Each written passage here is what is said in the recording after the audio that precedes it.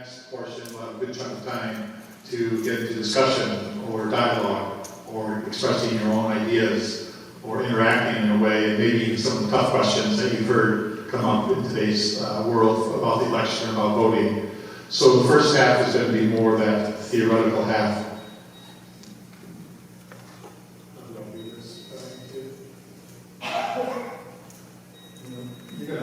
Tom, it'll be easier for you if I just say change it, if you change it, if you take it from me. And then just hit the next slide, it'll be a lot easier than me trying to stay on track.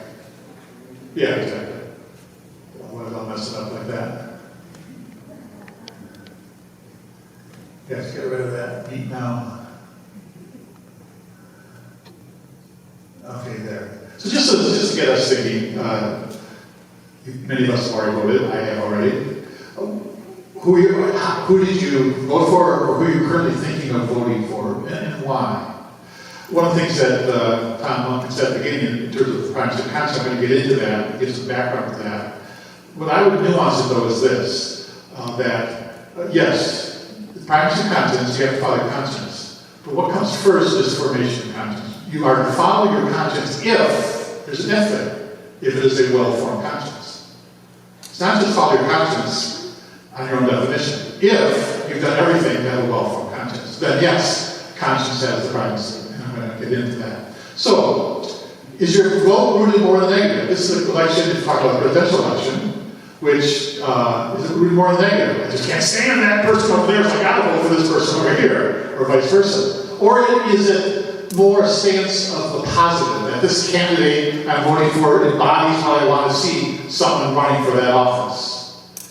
How does Catholic teaching influence your thinking? And if so, how? It doesn't, and if so, how? Have we done the hard work of formation of conscience? It's one of my experiences in the parishes, but also in general conversation, that many people say they're voting their conscience, but they haven't really done the hard work of forming their conscience. They really haven't done that hard work. But just certainly know who's supposed to be the next president. How do you reconcile your vote with candidates and platforms that are severely morally flawed? And if they're both morally flawed, why not simply abstain from that? Casting the ballot. And we'll have to get into that as well. Okay, next slide. I'm going to be a fair amount on the U.S. Bishop document. I'll tweak it, I'll nuance it a little bit, but we're all familiar with that faithful citizenship document that comes out. It's pretty much the same for the last, since 2012. They added a new introductory note this past year, but I will be using that as kind of the framework to get into the background. Next one. And there's four things that they go through. Why does the church teach about issues? Who should participate? How does the church help? And what does the church say? I'm going to mostly focus on 3 and 4. Next one, please. And by the way, all these slides are going to be available through Tom Kyle, so he'll send them out to anyone who signed up for this day today. So I'm going to go through some of them pretty quickly, just to let you know. They go through some obvious ones, and that, of course, why? Because we have to be faithful to the gospel. The gospel has a social dimension. It's not enough just to have an individual relationship with Jesus and kind of my soul is saved, I get to go to heaven there if I don't worry about anything else. So there's obvious whys. Who, next one, is also kind of clear. Next couple of slides. Next one. Again, basically everybody. We all have a moral responsibility. Bishops are strong on this. That it's a moral responsibility. So it really is a moral decision to absent oneself from voting. So even there needs to be a formation of conscience. And a conscious decision to say, the death of my being, I think I am not meant to cast a ballot in this election. Rather than just, well, I forgot to, or I got a little lazy, or it doesn't matter who's going to win, it doesn't matter. Well, we have to form our conscience even if we're not going to cast a ballot. Next slide, please. But now let's get into some more details. I'm going to reverse, I'm going to go 4 first and 3.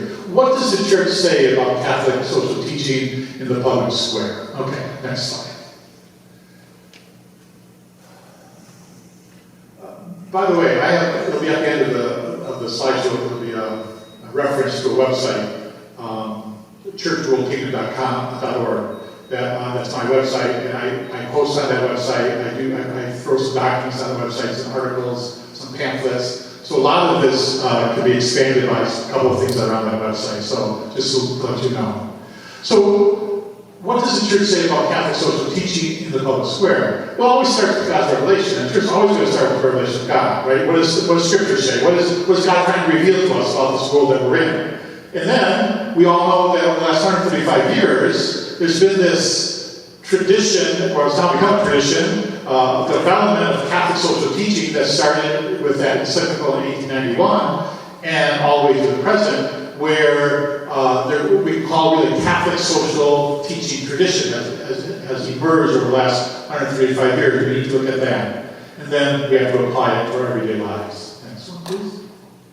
So if you had to summarize, again, that's in this little pamphlet. If you go to my website, it's in a little pamphlet. But if you had to summarize, I'm going to read this though. What does God's revelation, and what kind of world does God's revelation invite us to embrace, to work for, to lay our life down for, to sacrifice for? Wherever the reign of God is, there needs to be a visible, concrete, socially significant manifestation of justice. Catholic social teaching does not depend on one text or other of Scripture to prove it as biblical foundations. Rather, it is grounded in the whole of Scripture and the revelation of a God who wants to be in relationship with us, who covenants with us by inviting us into a community of faith and faithfulness in a way that obliges us to create a society of right relationships / justice visible to the world. If we do, we become part of God's fullness of life, shalom, the reign of God, breaking into the world. If we do not, then we create the brokenness we see in the world, within ourselves and families, communities, nations, environment, which are signs of sin and signals that such justice is lacking.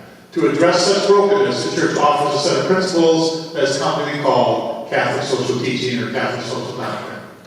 So there's a clear vision that comes from our understanding of Revelation that this world in which we are in, take our belief in the incarnation, right? Why would God become one with humanity and then somehow discard the world that we're in? It sanctifies everything that is created, that all of creation is supposed to come into communion with God. And therefore, if there's brokenness in this world, it's part of the gospel to message, to live out, to change, to make that brokenness less visible, to heal it, to repair it, to make sure that injustice is not structured into our society. So the Catholic social teaching principles over the last 135 years, as these different documents have come out, you begin to see that similar principles get emphasized in each of them. And looking backward over this time, you can begin to kind of pull out key principles that form the foundation of Catholic moral teaching. It's my contention that if you want to form your conscience in anything, not just voting, in anything, if you want to make any decision, if we form it within the context of these principles, we will have a well-formed conscience. That's my basic thesis, okay? All right. So, when and where, why does our Catholic social teaching tradition arise and develop?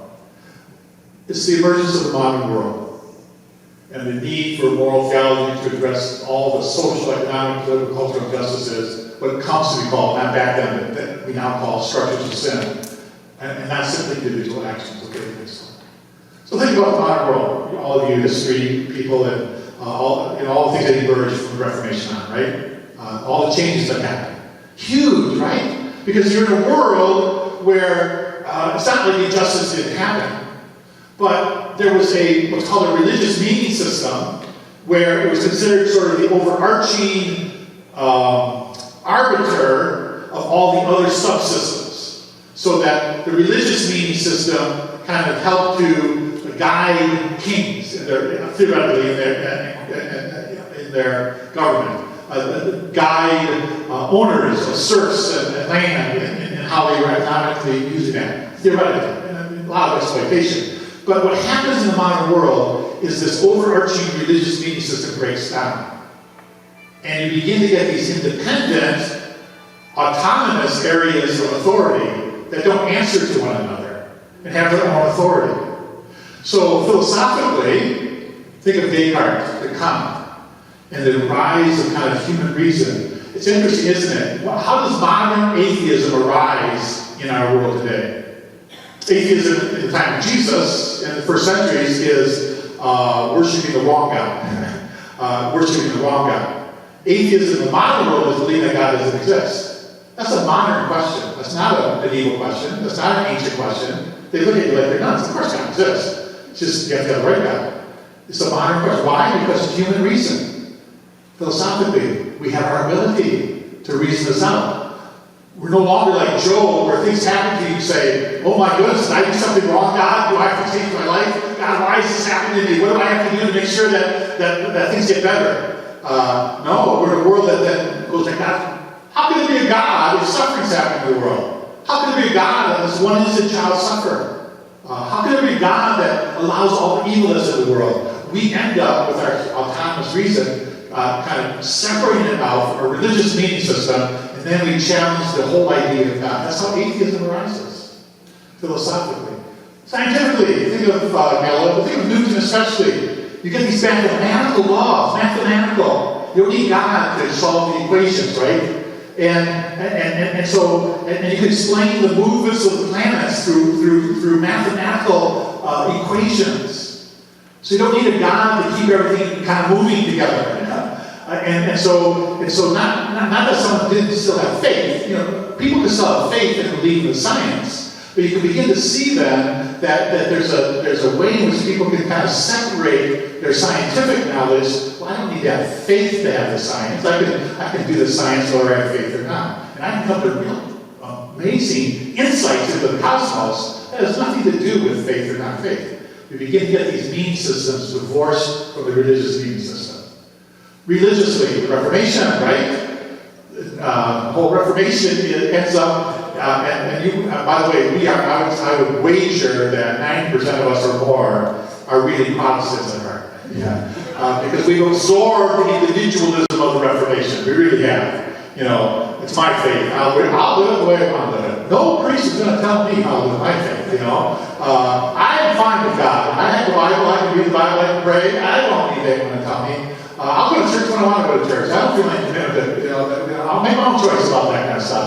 We've absorbed kind of a Reformation understanding where the individual journey with God is what's paramount. And of course that came with critiquing the Pope. And so you don't have the Pope, you have to have other sources of authority. So you raise Scripture, naively you raise Scripture to the level of authority, even though Scripture only exists because the whole church says what Scripture is. And so it's not like there's we can't critique that, but we're in a world that has been severely affected by that. And I would say America is probably the preeminent culture that has absorbed the Protestant Reformation most without even realizing it. Because we've tied into that whole idea of what freedom is. It's my freedom to decide, my freedom to choose.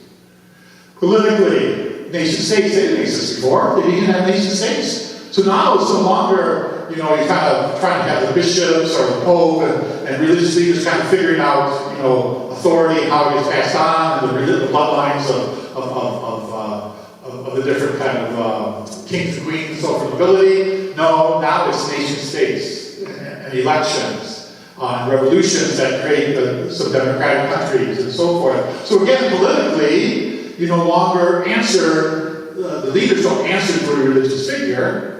You have the ability to make laws and move the state in ways that don't have to answer to anything religious. Economically, you have that shift from mercantile capitalism to industrial capitalism, which we're still, we're sort of post-industrialists now. We're still trying to figure out what capitalism means even to this day, but we see the excesses of it now. We have that huge shift. And with that, then, people are no longer valued as people in themselves, but they're valued as a commodity on the bottom line sheet. Their work is tied to wages, is tied to a dollar figure, not to the person that they are. And that shifts everything in terms of the economy. And then finally, you have all the acceleration of social cultural changes that have gotten more and more fast. So what happens is that you have this humongous social, cultural, economic change that we call defines what we mean by the modern world. And the next slide, please. And so how can the church address the next one? Sorry. Next one.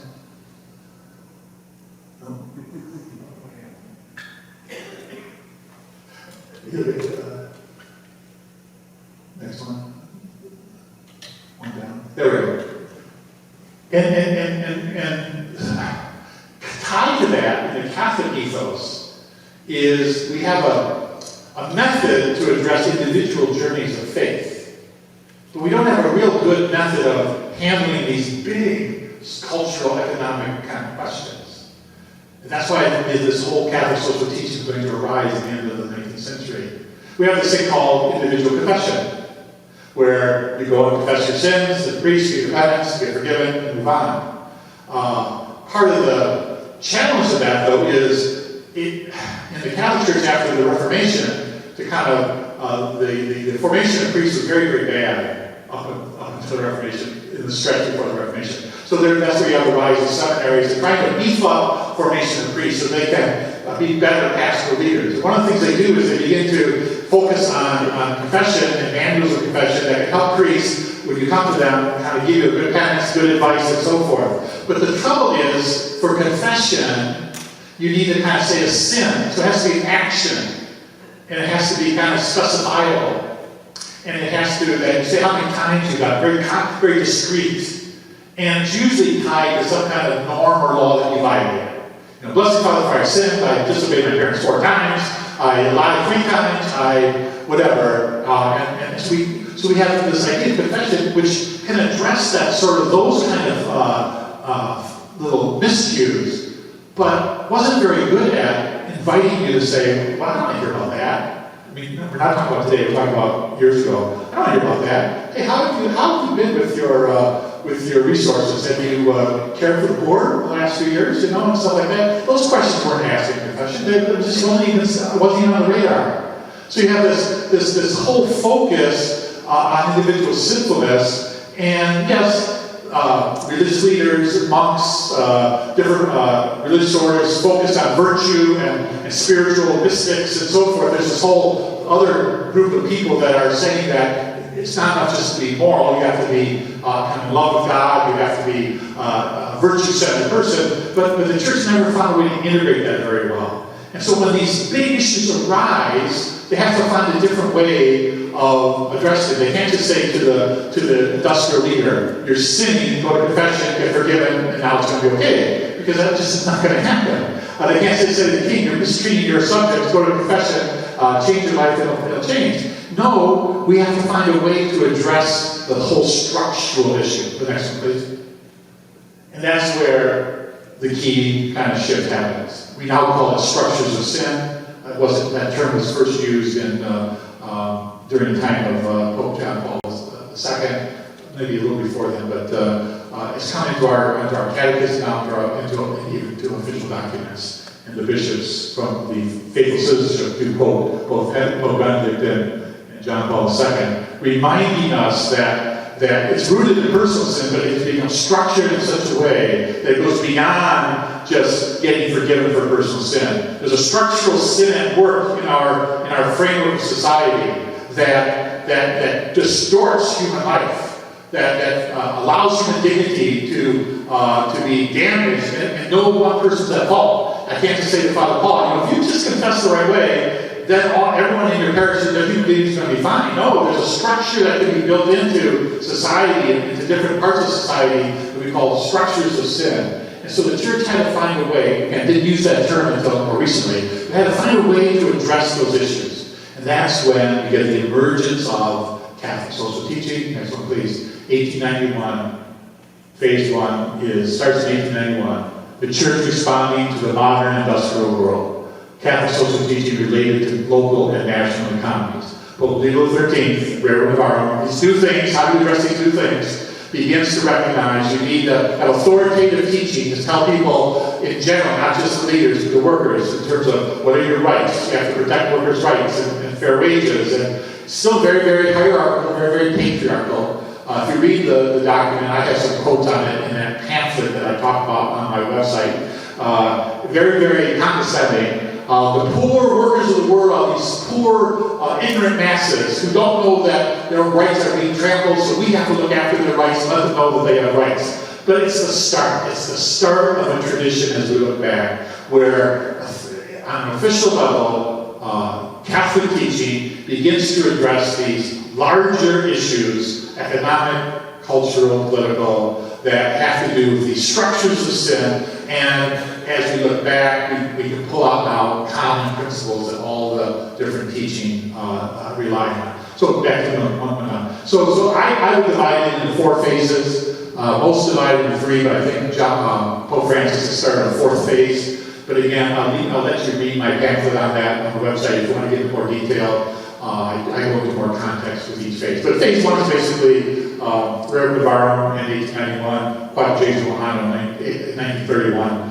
Phase 2 is the Pope John, now St. John the 23rd, with his Mater Magistra, the Vatican documents, and then Pope Paul VI, and then John Paul II, and Benedict.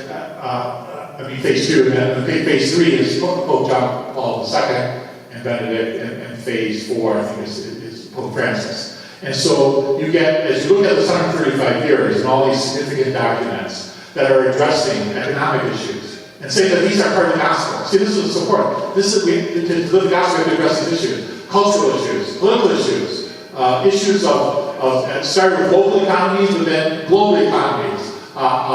Looking at all sorts of anything that affects society, you begin to have that certain principles come to the fore. Then in 2005, next 2 slides. 1, 2, 1 more. Okay, you get in 2005 this compendium of the social doctrine of the church that the Vatican office put together to say, we have enough history now where we can say there are some key principles. And these are the principles that should guide how we look at issues that affect culture, politics, economics, social life, and so forth.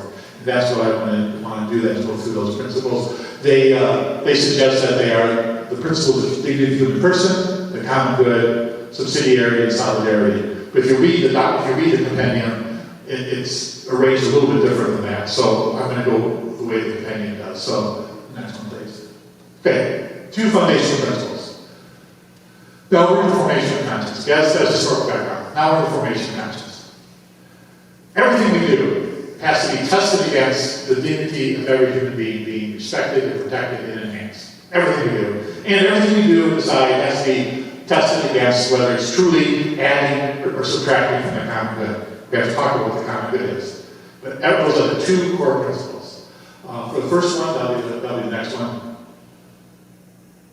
So, if you're going to protect the dignity of the human person, what constitutes a human person? You have to protect the sense of our both material and spiritual body and soul. That we have a transcendent dimension that has to be respected. That's why religious freedom is so important to the Catholic teaching in this area. That every human being is unique, unrepeatable, and has equal dignity. Every human being, unique, unrepeatable, and equal dignity. Endowed with a freedom that is not to be coerced. There is an intrinsic freedom that though they might use it in ways we do not like to see it, we cannot coerce that freedom or else we are violating that dignity. And intrinsically social. There is no such thing as a lone individual human being. We become persons through that social relationship interaction that we have. And so the social environment becomes very important if we're going to protect the dignity of the human being. And I would sum it up in terms of the fundamental dignity in 3 words, beginning with I. Human dignity is intrinsic, it is inalienable, it is inviolable. Intrinsic. We don't earn it, it's there. No one can confer it on us, God confers it on us. It's intrinsic. It's inalienable, you can't lose it. The worst criminal, the most heinous person in the world does not lose their human dignity. This comes up in the question of capital punishment, doesn't it? That you cannot lose your dignity, no matter how terrible a human being you are, you cannot lose it. It's inalienable, and it is inviolable. There is nothing that you can counterpose to Paul. So someone comes into the room here and says, I'll give you a choice. Give me Paul Lepard, and the rest of you will live, or you're all going to die. We can't hand Paul over to the terrorists. Because it's inviolable. We can't make a calculation like that. we can all go together, we can hope that God's going to intervene, someone can offer themselves, they can say, I'll take Paul's place, you can do that, because that's your freedom and your dignity, but we can't force Paul to do that, because, as though somehow we make a calculation, because it is inviolable, and that's the heart of why the church is so strong on unborn children, right, in terms of the issue of the abortion issue and so forth, because it's inviolable. It's inviolable. And it even gets us into real difficult conversations, because you mean to tell me that if someone rapes somebody, that child in that womb, the church actually would want that person to bring that child to life and not simply abort that child? And the answer, that's church teaching.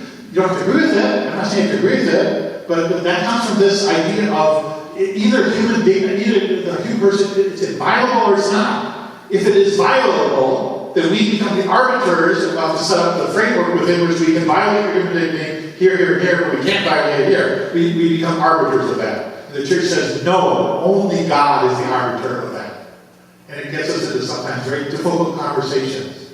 And I want in the second half, when we come back from break, I want to address the question, if someone's willing to raise it, of what should be the social policy in terms of abortion, legal abortion or not. What should be that social policy? We should address that issue.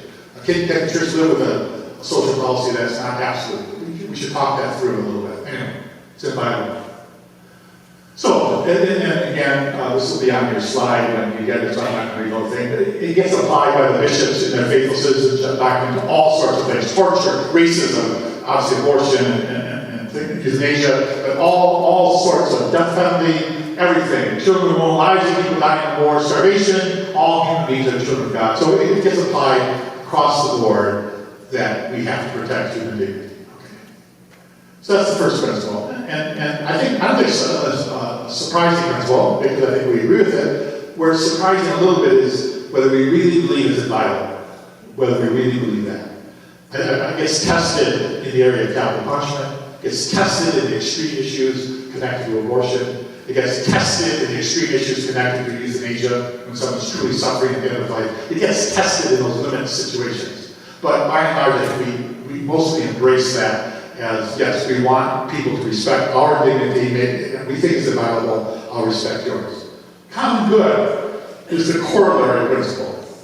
The common good, when we read the official definition that comes from Pope John XXIII, and gets recorded in Vatican II and from then on. The common good indicates the sum total of social conditions which allow people, either as groups or as individuals, to reach their fulfillment more fully and more easily.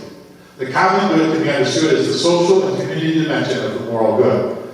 The sum total of social conditions that allow people, as groups or as individuals, to reach their fulfillment.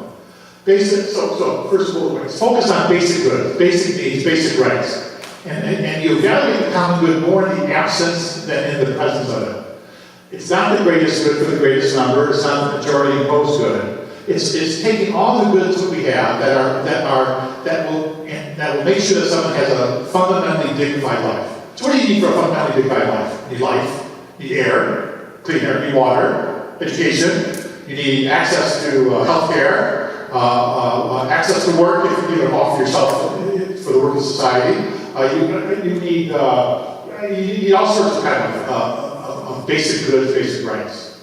So the question comes, is there anyone in our group, if you're dealing with your family, anyone in your family, if you're dealing with the local community, anyone in the local community, if you're dealing with the nation, anyone in the nation, if you're dealing with the world, any nation in the world or anyone in the world, that is unable to have sufficient access to a basic good so that their fundamental human dignity is now being violated? That's the question.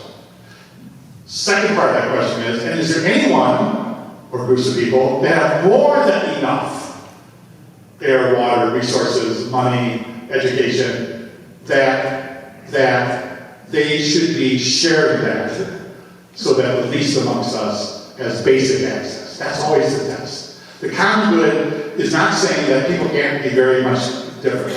You can have billionaires and you can have people that have very little money. As long as the one that has very little money has sufficient access to the basic good needed for a fundamentally dignified life. And if there are people who don't have that, there are people who have more than that, then one of the auxiliary principles, which we're going to get into next, says that they have a right to our excess. They have a right to our excess. That's no longer ours. It belongs to the one who's in need. So the common good is the churches that are trying to understand something so that we don't get caught into a utilitarian thinking. You know, the greatest good for the greatest number. No, it's not that. You can't leave anyone behind. But what are the basic needs for fundamental human dignity? Are they being respected? Do people have access to them sufficiently? They might choose not to avail themselves of it, that's a different issue, but do they have access to it sufficiently so their fundamental dignity to be preserved? And if we have excess, are we somehow allowing that excess to be used for those who most need it? Next one, please. So to help make the common good more concrete, there's three auxiliary principles in the compendium that one is the universal claim on all goods leading to a preferential option for the poor. All goods belong to God, right? Universal claim. All goods belong to God. And so we can hold it in receivership. You're allowed to have private property, even to the $1 billion degree, but it's always understood that it belongs to God. And all goods have a universal destination. They never belong to us alone. They belong to all of humanity. And therefore, if I have excess goods that I'm in control of, I have a responsibility to make sure those who don't have a connection to that receive the ability to have access to that. And that's why the church has that the preferential option for the poor. The preferential option for the poor. Intimistic theology, intimistic philosophy, it would be the case of the family man whose family is starving, and he's doing what he can to try to get food on the table, and passes a bakery, and the baker has, his clothes and has bread there, and he breaks in and takes the bread home so his kids don't starve. And Thomas would say he didn't commit a sin. That bread belonged to him. The bread belonged to him. The sin belongs to those who didn't get him access to that bread, if they denied him access to that bread. So universal destination of goods for preferential option for the poor means that there's a claim on all of our resources. If there's someone out there who doesn't have basic, sufficient access. Church never defines what that is. So it's not going to be a book where you can look it up, what it is. But we kind of know, you kind of have a sense when someone has, we try to have poverty level line, levels of poverty, where the poverty levels start and so forth. So we try our best to do it, but the church doesn't get into that too much, but just asks us to always look at, is there sufficient access to basic goods, so for the dignity. Tied to common goods is also the principle of subsidiarity, to create meaningful participation and just participation. That's all the non-governmental groups, the community groups, the family association groups, the levels, or it's like the state versus the federal government. What belongs to a lower level, what belongs to a higher level? The church says, because part of the common good is that we have a right to participate in the decisions being made that affect our lives, the dignity of our lives. Therefore, if we take from people their ability to participate and say, you don't have any say over this, we're going to impose it on you, the church would say that violates subsidiarity. In a lot of recent documents that comes out in the area of education, where the church is very strong on saying the state should not usurp parents' responsibility and right to be able to educate their children. But it came out in this whole issue of abortion, didn't it? What happened with Roe v. Wade being overturned by the Dobbs decision? It's now in the hands of the state, right? It's no longer a federal law or federal understanding. It's in the so for principle of subsidiarity, it might make some sense, but then what have been the consequences of it? Now we have a hodgepodge of all these different abortion, from totally open access to abortion, like Michigan, to almost you can't to absolutely shut it down completely in states like Texas. So is that common good society being helped by that? It's too early to tell. I guess the answer is no, but too early to tell. And if so, then maybe there has to be a federal policy that tries to kind of work some of that out and give states the ability to work within the federal policy. So, but that's still in process. We don't really know exactly how that's all going to be playing stuff out. So subsidiarity means we try to invite people into participation. Pastors who are here or parents it applies to all of us, right? We know what's best for our kids. We know what's best for our parishioners. No, we don't. We have our own opinion. But do we invite people who are going to be affected by our decision into the decision process? The church has had a hard time applying it to church things, by the way. Pope Francis has now applied subsidiarity to the Catholic Church. The whole idea of subsidiarity is subsidiarity. He wants people who are going to be affected by the church's decisions to be part of the discussion and not excluded from the discussion. That's subsidiarity. Doesn't mean you can't have overarching policy. Doesn't mean that you can't have government. We can. But we have to be very careful we don't then exclude people from their participation. Otherwise, the common good will be undermined because they will not feel engaged in that society. And then final auxiliary principle is solidarity. That's when you get such division that we no longer can have a common good. And that's what we are, isn't it, sort of politically right now? We have such a divide ideologically. It's very hard to see how to have the solidarity happen within our American political system right now. But the church says that is a key principle of Catholic social teaching, that there's nothing that divides us that should be so strong that we can't overcome that. We can vigorously disagree. We can absolutely agree that we're not going to not like each other on that particular issue, but we cannot use it as a way to somehow undermine each other's fundamental dignity, or demean people, or use language that would demean people, or somehow try to increase the divide. And this is going to come up in the second half when I ask the question, who can you vote for? Okay, so, is that what we're talking about? 10 more minutes. So, that's the historical background. That's Catholic social teaching. I'm convinced that if we immerse ourselves in Catholic social teaching and really try to understand it, and then try to bring it not just to what we consider political issues, but really it's everyday life. And my pamphlet on my website has ways to do that. That we will find that our formation of conscience is very, very much deepened, and we'll have a much more mature conscience. So how does the church, can please help us do that? Next one. So, the church, I'll move next one, I think I repeated. Next one. No?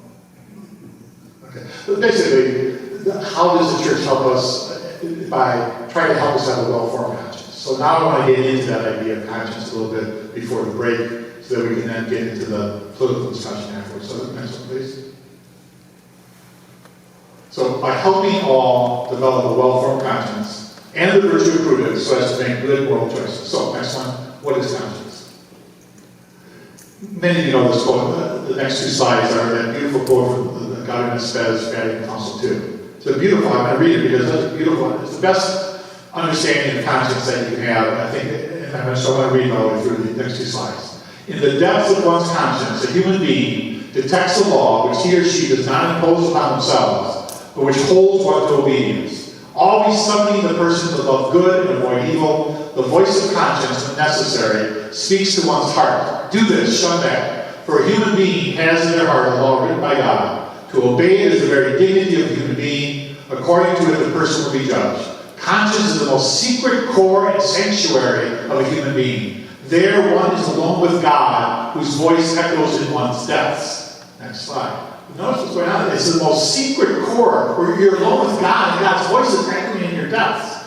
Conscience is not, I feel like this is what I want to do today. Yeah, well, nice. That's not, are you sure God's asking you to do that? It has to be God speaking to you. Well, that takes work. That takes prayer. That takes a process. That takes trying to get people involved who are wise and can give you advice. That takes a humbleness to say, I might have a bias that is too biased. And I'm so angry at Trump or so angry at Harris or whatever it is that I'm so biased that I'm not going to be able to form my conscience in that area. I better talk to somebody who's a little bit calmer, a little bit more peaceful, and find out why they're doing what they're doing and how are they voting so that I get a little sense. In the end, conscience is the voice of God, if it's been well formed. The voice of God, because that's why you have to follow it. Even if everyone else disagrees with you, you have to follow a well-formed conscience. Because it's the voice of God saying, I need you to do this action in this situation.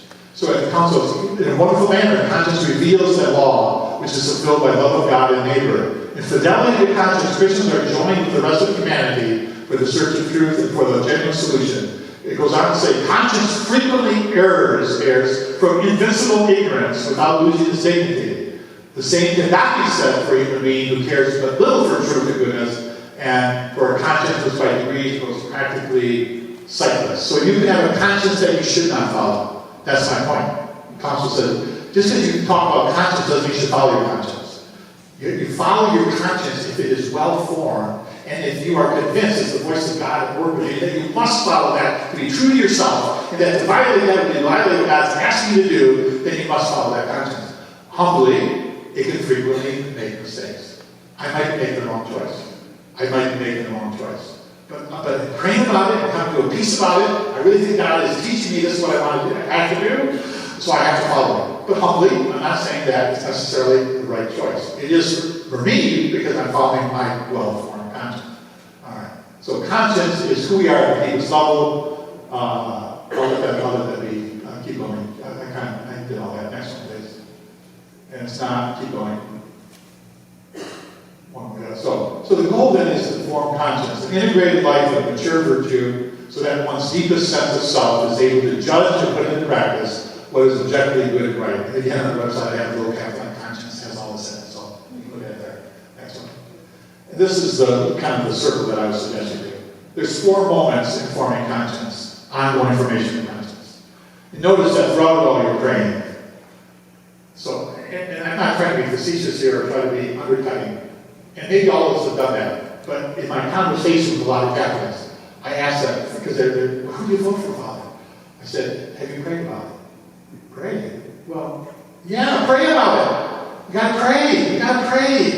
And pray when the answer might not be answered right away. It might be, you have to go back to prayer, and again to prayer, and again to prayer, and again to prayer. And so prayer is always surrounding formation of conscience. But you have to be attentive. You have to see. You can't have blinders on. You can't give in to kind of stupid facts, that are clearly wrong. You have to be attentive. Larger principles. You have to be attentive, intelligent, and reasonable. So you can sort out all the crap that's going on around you and figure out what's truly true. Then you have to pray about it. But to be truly formed as a conscience, you have to seek wisdom of others, not just your own wisdom. You have to know what you believe. You have to look at yourself. David, where are you biased? Ooh, you know what? I have a sister who just... she won't say this.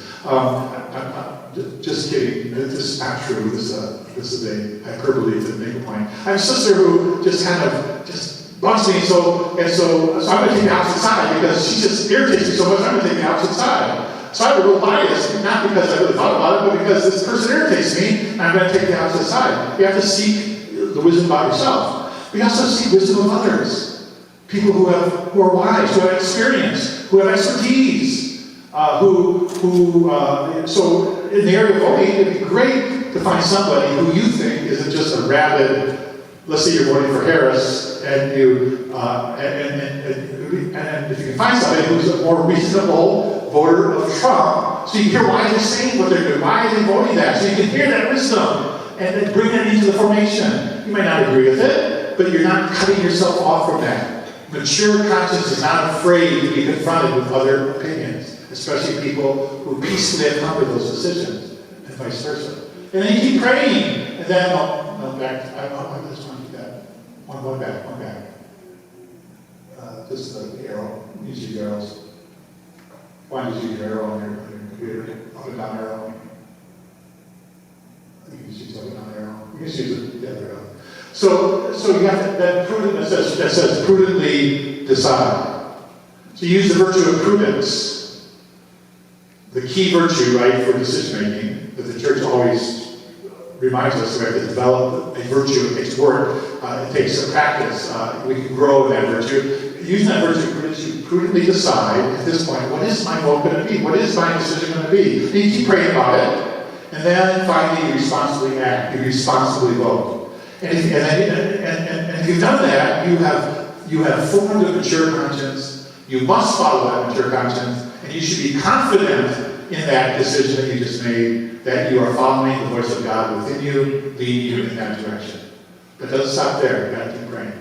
Because you also have to then say, what about the things I disagree with in that candidate? Because a mature conscience then will send a letter, an email, a text, a question to that candidate that you are supporting, saying, I don't understand why you're in favor of these things that I think are wrong. It doesn't let you off the hook. We have to try to encourage further kind of movement in people. So a mature conscience, it takes work, it takes prayer, it can't be done overnight. It takes knowing people who you know are wise. It takes an honesty of oneself. And I'm finding, at least in this election, people harden so quickly one or the other that it's almost like they're voting either against somebody or they're so convinced it's right, but have they really formed they might still come to the same conclusion, but have they really formed their conscience? Some cases I'm not so sure. Anyway, okay. Keep going. Keep going. That's all in my little pamphlet. Okay, keep going. Okay, and then the bishops will then take us through how to apply that for voting. Next one, please. Keep going. I kind of covered it. Prudence. People know about prudence. Keep going. Okay, so, and they remind us that you can either have a moral equivalence that you think all ethical issues are the same, and they say, no, there are some issues that are killing people versus issues that are important but not quite the same level, but there's also the other side where you just ignore all issues and only focus on one issue. Keep going. Keep going. And then so John Paul II gives a whole list of things that we should be looking at, all the, not just norms, the negative norms of the law, thou shalt not, do not do, but also the positive norms. He says all those have to be taken into consideration. Keep going. Yeah, one more. Okay, so as you do read this document, or if you use this document, they do use the term intrinsic evil. And that's where I want to just make a little pause. There's some quotes there, but you'll get these in the slide presentation, so keep going. You can read the quotes yourselves. Keep going. One more. Okay. So basically, in the end, what the bishops say is there are some issues that are intrinsically evil, that take such weight that to vote for a candidate because they support that issue would be to commit formal cooperation with great evil. But there can be situations where no candidate is kind of embodying everything, and that for grave reasons, even though you know a candidate has opinion or has policy that really constitute an understanding of great evil, you're still going to vote for them because of overriding considerations. And that's kind of where we're at, I think, with most candidates. Keep going. But they do it by using the term intrinsically evil act. This is where they make a little mistake. Again, on my website, I have some blogs that are intrinsic evil, question mark, and if I could read that, where I don't think that's the best language to use in moral theology, because it's misunderstood. The way the bishops use it, or the way the bishops use it at the bottom, is a way to rank certain evils as greater than others, implying that there's a more serious claim on our consciences to avoid. And then at times you use it in an absolute way. You must not do this. You cannot be complicit in this. And then, like in one slide, I think we'll go through the slides later on, it says, now for racism and things like that, we urge you to seriously consider what we're saying. Wait a minute. You just said that these are intrinsic evils, euthanasia, abortion. You must not do it. You cannot do it. Now these other intrinsic evils, well, seriously consider whether, it's like, so it gets the bishops into a little bit of odd water here, because they're using it not the way the tradition uses it. Intrinsic evil in our tradition is just a shorthand way to say, objectively looking, the object of the action cannot be made good by any good intention or any certain circumstances. It's such that you've defined the action in such a way that nothing can make that a good action. In and of itself, though, it does not indicate the level of seriousness, right? Every lie is an intrinsic evil. Every lie is an intrinsic evil. Well, so the bishops make the mistake of equating intrinsic evil with super serious sin, and not realizing in our tradition, it's simply a way to say, you've defined the situation in such a way that nothing will make this good. You can't make a lie and not a lie, it's a lie. Now, not all falsehoods are lies, right? If you're someone who comes to my door and you have no right to the truth, and I'm at the door and I'm a little kid, hey, is mommy and daddy home? I can lie all you want. I can to call you a falsehood because you have no right to that truth. But if I'm your spouse and whatever, you can't lie. Well, you can, but you shouldn't lie to your spouse because your spouse has a right to the truth. And it might be a little white lie. Honey, where were you? And you think, oh, God, I stopped out with the guys and had a little, whatever. You don't want to tell you she's going to be on my case and I'm going to, whatever. So you do a little, no, but it's still a lie. I mean, it's an intrinsically evil thing to do, but it's not a super serious thing to do. But there are intrinsic evils that are super serious as well. So in our tradition, actions that are not intrinsically evil also can be more serious than intrinsically evil ones. That's the other thing that the bishops get into a little trouble with. Almost people take the bishops to sometimes saying, well, it's not intrinsically evil, therefore it's a prudential judgment. Therefore, we can have a disagreement on this issue, about policy issues, about how to treat immigrants, about no. In the end, this is why you go back to conscience. In the end, what is conscience? It's the voice of God within you. And you prayed about it. And you form your conscience. And you're convinced that you have to do this. At that moment, that conscience is absolute. That conscience is absolute. You must follow that. It doesn't matter whether there's a church teaching that corresponds to intrinsic or non-intrinsic evil. That is something that you must follow. And I think that's almost it. Keep going. One last thing, and I'll say the lesser evil. No, the next one too. You'll notice that our dear Pope, off the cuff, created some controversy. The next one created controversy on the airplane like Alpha does, and journalists ask the questions. Oh, they're both evil.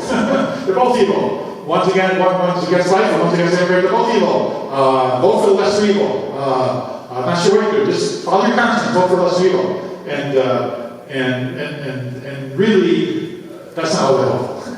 Because that's not the Catholic Church either. It's a political philosophy tradition to vote for the lesser evil candidate. That's it. That's political philosophy. Catholic moral theology, you always vote for the good.